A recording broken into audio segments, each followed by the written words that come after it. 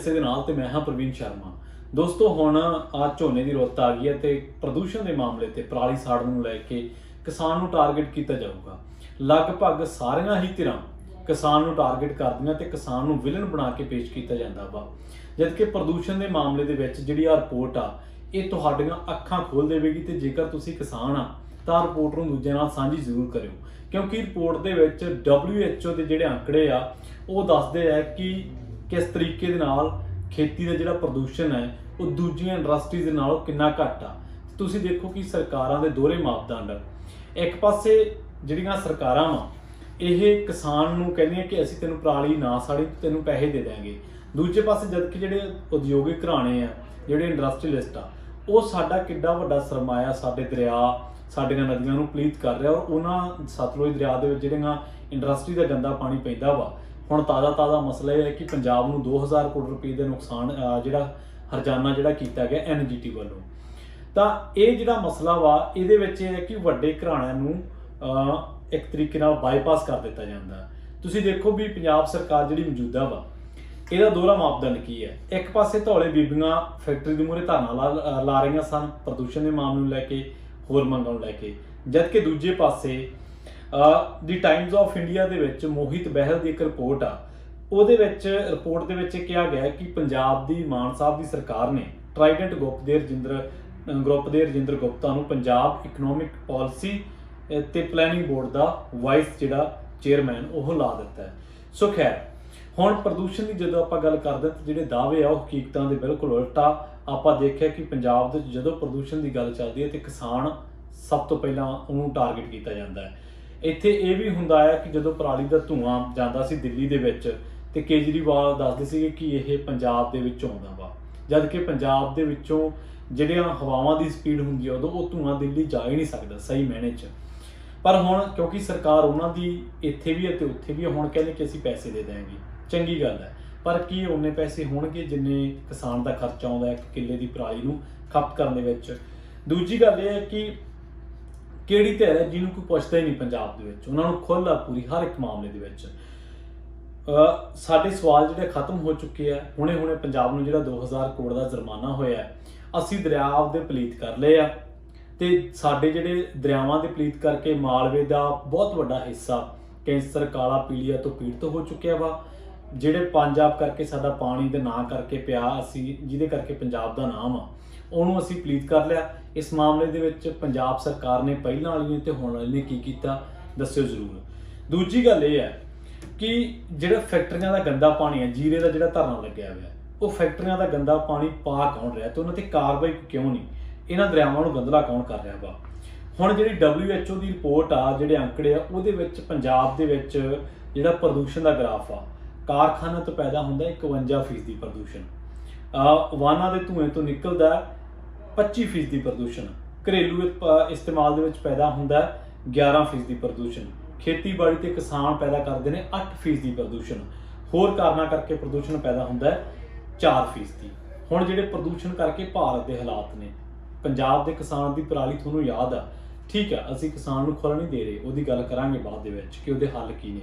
ਪਰ ਪਿਛਲੇ 2 ਦਹਾਕਿਆਂ ਦੇ ਵਿੱਚ ਭਾਰਤ ਦੇ ਵਿੱਚ ਪ੍ਰਦੂਸ਼ਣ 42% ਵਧਿਆ ਤੇ ਵਿਸ਼ਵ ਸਿਹਤ ਸੰਗਠਨ ਦੇ ਮੁਤਾਬਕ ਜਿਹੜਾ ਹੈਲਥ ਆਰਗੇਨਾਈਜੇਸ਼ਨ ਹੈ WHO ਦੇ 84% ਭਾਰਤੀ ਜਿਹੜੇ ਉਹਨਾਂ ਇਲਾਕਿਆਂ ਦੇ ਵਿੱਚ ਰਹਿ ਰਹੇ ਨੇ ਜਿੱਥੇ ਹਵਾ ਦਾ ਪ੍ਰਦੂਸ਼ਣ ਨਿਰਧਾਰਤ ਮਾਪਦੰਡਾਂ ਤੋਂ ਕਿਤੇ ਜ਼ਿਆਦਾ ਹੈ। ਦੁਨੀਆ ਦੇ 33 ਸਭ ਤੋਂ ਪ੍ਰਦੂਸ਼ਿਤ ਸ਼ਹਿਰ ਆ ਜਿਹੜੇ ਉਹਨਾਂ ਵਿੱਚੋਂ 22 ਭਾਰਤ ਦੇ ਆ। ਤੁਸੀਂ ਦੇਖੋ ਦੁਨੀਆ ਦੇ 33 ਵੱਧ ਪ੍ਰਦੂਸ਼ਿਤ ਸ਼ਹਿਰਾਂ ਦੇ ਵਿੱਚੋਂ 22 ਭਾਰਤ ਦੇ ਆ। 30,000 ਮੌਤਾਂ ਜਿਹੜੀਆਂ ਦਿੱਲੀ ਦੇ ਵਿੱਚ 2020 ਦੇ ਵਿੱਚ ਸਿਰਫ ਪ੍ਰਦੂਸ਼ਣ ਕਰਕੇ ਹੋਈਆਂ, 에ਅਰ ਕੁਆਲਿਟੀ ਇੰਡੈਕਸ ਦੇ ਮਾੜੇ ਹੋਣ ਕਰਕੇ।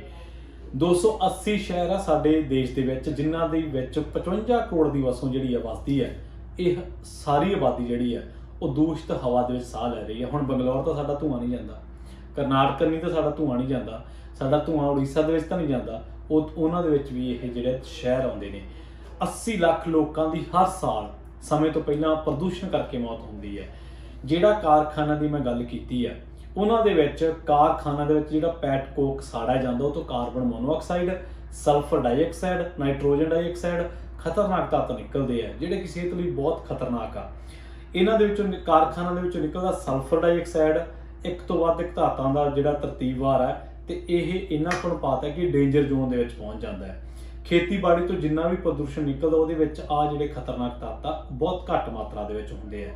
ਜਿਹੜਾ ਵਾਹਨਾਂ ਤੋਂ ਪ੍ਰਦੂਸ਼ਣ ਹੁੰਦਾ, ਵਹੀਕਲਾਂ ਤੋਂ, ਉਹਦੇ ਵਿੱਚ ਇਹ ਹੈ ਕਿ ਕਾਰਬਨ ਮੋਨੋਆਕਸਾਈਡ, ਧੂਏ ਤੋਂ ਕਾਰਬਨ ਮੋਨੋਆਕਸਾਈਡ ਤੇ CO2 ਗ੍ਰੀਨ ਹਾਊਸ ਨਾਮੀ ਗੈਸ ਨਿਕਲਦੀ ਹੈ, ਜਿਹੜੀ ਸਰੀਰ ਲਈ ਖਤਰਨਾਕ ਹੈ ਤੇ ਨਾਈਟ੍ਰਿਕ ਐਸਿਡ ਪੈਦਾ ਕਰਦੀ ਹੈ। ਵੱਡੀ ਗੱਲ ਇਹ ਹੈ ਕਿ ਪੈਟਰੋਲ ਨਾਲ ਚੱਲਣ ਵਾਲੇ ਜਿਹੜੇ ਵਾਹਨ ਹੈ ਉਹ ਘੱਟ ਪ੍ਰਦੂਸ਼ਣ ਪੈਦਾ ਕਰਦੇ ਆ ਤੇ ਡੀਜ਼ਲ ਵਾਲੇ ਵੱਧ ਪ੍ਰਦੂਸ਼ਣ ਪੈਦਾ ਕਰਦੇ ਆ। ਜਿਹੜੀ ਕਾਰਖਾਨਿਆਂ ਦੇ ਵਿੱਚ ਬਾਲਣ ਬਾਲਿਆ ਜਾਂਦਾ ਹੈ, ਵੱਡੇ ਕਾਰਖਾਨਿਆਂ ਦੇ ਵਿੱਚ ਪ੍ਰਤੀ ਇਕਾਈ 15 ਟਨ ਕੋਕ ਪ੍ਰਤੀ ਦਿਨ ਸਾੜਾ ਜਾਂਦਾ ਹੈ ਤੇ ਪੰਜਾਬ ਦੇ ਵੱਡੇ ਯੂਨਿਟਾਂ ਦੇ ਵਿੱਚ ਸੈਂਕੜੇ ਐਸੇ ਕਾਰਖਾਨੇ ਜਿਹੜੇ 2 ਤੋਂ ਲੈ ਕੇ 4 ਲੱਖ ਟਨ ਕੋਕ ਪ੍ਰਤੀ ਦਿਨ ਪੈਟ ਕੋਕ ਸਾੜਦੇ ਆ। 2 ਤੋਂ ਲੈ ਕੇ 4 ਲੱਖ ਟਨ ਕੋਕ ਜਿਹੜਾ ਉਹ ਪ੍ਰਤੀ ਦਿਨ ਸਾੜਦਾ ਤੇ ਮਾਹਰਾਂ ਦਾ ਮੰਨਣਾ ਹੈ ਕਿ 1 ਟਨ ਪੈਟ ਕੋਕ ਦੇ ਸਾੜਨ ਦੇ ਨਾਲ 5000 ਵਾਹਨ ਜਿੰਨਾ ਪ੍ਰਦੂਸ਼ਣ ਪੈਦਾ ਹੁੰਦਾ ਹੈ, ਜਦਕਿ ਪੰਜਾਬ ਦੇ ਵਿੱਚ ਇਸ ਸਮੇਂ ਪੈਟ ਕੋਕ ਸਾੜਨ ਵਾਲੇ ਕਾਰਖਾਨਿਆਂ ਦੀ ਗਿਣਤੀ 1000 ਦੇ ਕਰੀਬ ਹੈ ਤੇ ਸਸਤਾ ਹੋਣ ਕਰਕੇ ਕਾਰਖਾਨੇਦਾਰ ਪ੍ਰਦੂਸ਼ਣ ਨੂੰ ਵਧਾ ਰਹੇ ਨੇ। ਜਿਹੜੇ ਮਾਹਰ ਨੇ ਇਹਨਾਂ ਚੀਜ਼ਾਂ ਤੇ ਨਜ਼ਰ ਰੱਖਦੇ ਨੇ ਉਹ ਪਤਾ ਕੀ ਕਹਿੰਦੇ ਆ? ਉਹ ਕਹਿੰਦੇ carbon monoxide, carbon sulphur dioxide ਤੇ ਨਾਈਟ੍ਰੋਜਨ ਡਾਈਆਕਸਾਈਡ ਇੰਨੇ ਖਤਰਨਾਕ ਕੈਮੀਕਲ ਆ ਜਿਹੜੇ ਸਿਰਫ ਮਨੁੱਖੀ ਸਰੀਰ ਦੇ ਲਈ ਨੁਕਸਾਨਦਾਇਕ ਆ, ਜਦੋਂ ਸਗੋਂ ਸੂਬੇ ਦੇ ਵਿੱਚ ਰੁੱਖ ਬੂਟੇ, ਫਸਲ, ਪਸ਼ੂ ਪੰਛੀ ਕੁੱਲ ਚੀਜ਼ਾਂ ਨੂੰ ਪ੍ਰਭਾਵਿਤ ਕਰਦੇ ਆ ਤੇ ਇਹਨਾਂ ਤੋਂ ਜਿਹੜਾ ਪੈਦਾ ਹੁੰਦਾ ਨਾਈਟ੍ਰਿਕ ਐਸਿਡ, ਉਹ ਸਲਫਰ ਐਸਿਡ ਇਕੱਠਾ ਹੋ ਕੇ ਤੇਜ਼ਾਬੀ ਮੀਂਹ ਦਾ ਕਾਰਨ ਬਣ ਜਾਂਦਾ ਹੈ। ਸੋ ਪੰਜਾਬ ਦੇ ਵਿੱਚ ਕਿਸਾਨਾਂ ਵੱਲੋਂ ਪਰਾਲੀ ਸਾੜਨ ਤੇ ਉੱਠੇ ਜਾਣ ਦੇ ਵਿਵਾਦ ਤੋਂ ਬਾਅਦ ਇੱਕ ਸਵਾਲ ਇਹ ਵੀ ਸਾਹਮਣੇ ਆਇਆ ਕਿ ਸਰਕਾਰ ਪ੍ਰਦੂਸ਼ਣ ਦੀ ਸਮੱਸਿਆ ਨੂੰ ਕਿਸਾਨਾਂ ਤੇ ਥੋਪ ਕੇ ਉਹਨਾਂ ਉਦਯੋਗਪਤੀਆਂ ਦਾ ਬਚਾਅ ਕਰਦੀ ਹੈ ਜਿਹੜੇ ਵੱਡੇ ਪੱਧਰ ਤੇ ਪ੍ਰਦੂਸ਼ਣ ਫੈਲਾਉਣ ਦੇ ਜ਼ਿੰਮੇਵਾਰ ਨੇ, ਜਿਹੜੇ ਦਰਿਆਵਾਂ ਨੂੰ ਵੀ ਗੰਦਲਾ ਕਰਦੇ ਨੇ, ਜਿਹੜੇ ਦਰਿਆਵਾਂ ਦੇ ਵਿੱਚ ਖੁੱਲ੍ਹੇਆਮ ਇੰਡਸਟਰੀ ਦਾ ਗੰਦਾ ਪਾਣੀ ਛੱਡਦੇ ਨੇ, ਧਰਤੀ ਦੇ ਵਿੱਚ ਬੋਰ ਕਰਕੇ ਪਾਣੀ ਛੱਡਦੇ ਨੇ, ਲੋਕਾਂ ਨੂੰ ਬਿਮਾਰੀਆਂ ਵੰਡਦੇ ਨੇ, ਕੁਦਰਤੀ ਸਰੋਤਾਂ ਨੂੰ ਨਸ਼ਟ ਕਰਦੇ ਨੇ, ਪ੍ਰਦੂਸ਼ਿਤ ਕਰਦੇ ਨੇ। ਉਹਨਾਂ ਮਸਲਿਆਂ 'ਚ ਕੋਈ ਨਹੀਂ, ਪਰ ਜਿਹੜਾ ਕਿਸਾਨ ਦਾ ਪੈਦਾ ਹੁੰਦਾ ਉੱਥੇ ਸਾਡੇ ਆ ਜਾਂਦੀ ਅਫਸਰਸ਼ਾਹੀ। ਖੈਰ, ਹੁਣ ਅੱਗੇ ਗੱਲ ਕਰੀਏ।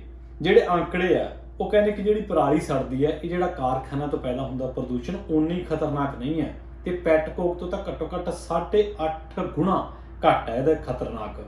ਤੇ ਜਦ ਕਿ ਜੇ ਹੋਰ ਇਹ ਗੱਲ ਹੈ ਤਾਂ ਆਪਾਂ ਅੱਗੇ ਕਹਿ ਸਕਦੇ ਹਾਂ ਕਿ ਅਸੀਂ ਇਹ ਤਾਂ ਨਹੀਂ ਕਹਿ ਰਹੇ ਕਿ ਪਰਾਲੀ ਦਾ ਹੱਲ ਨਹੀਂ ਹੋਣਾ ਚਾਹੀਦਾ, ਅਸੀਂ ਤਾਂ ਕਹਿ ਰਹੇ ਹਾਂ ਕਿ ਪਰਾਲੀ ਦਾ ਹੱਲ ਹੋਣਾ ਚਾਹੀਦਾ। ਇਹਨਾਂ ਜ਼ਰੂਰ ਕਹਿਣਾ ਬਣਦਾ ਕਿ ਪ੍ਰਦੂਸ਼ਣ ਦੇ ਮਾਮਲੇ ਤੇ ਸਿਰਫ ਕਿਸਾਨ ਹੀ ਜਿਹੜਾ ਉਹ ਨਿਸ਼ਾਨੇ ਤੇ ਕਿਉਂ ਹੈ। ਆਖਿਰ ਦੇ ਵਿੱਚ 3-4 ਗੱਲਾਂ ਨੇ। ਕਿਸਾਨ ਦੇ ਬਾਲ ਬੱਚੇ ਵੀ ਉਸੇ ਵਾਤਾਵਰਨ ਦੇ ਵਿੱਚ ਸਾਹ ਲੈਂਦੇ ਆ ਜਿਹੜਾ ਵਾਤਾਵਰਨ ਤੁਹਾਡੇ ਵੱਡੇ ਉਦਯੋਗਪਤੀਆਂ ਇੰਡਸਟਰੀਅਲਿਸਟਾਂ ਨੇ ਖਤਮ ਕੀਤਾ ਵਾ।